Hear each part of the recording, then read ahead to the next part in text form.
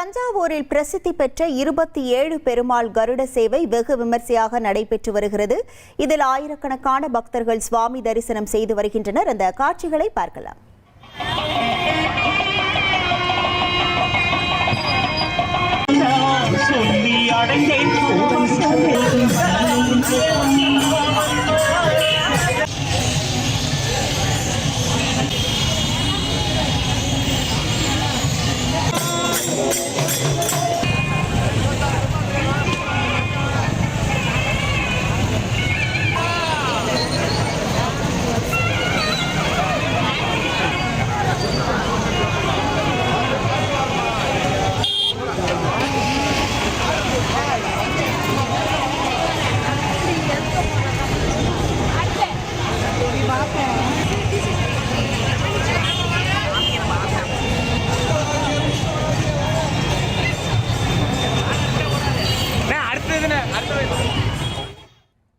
தஞ்சாவூரில் ஆண்டுதோறும் வைகாசி மாதம் கருட சேவை புறப்பாடு நடைபெறுவது வழக்கம்.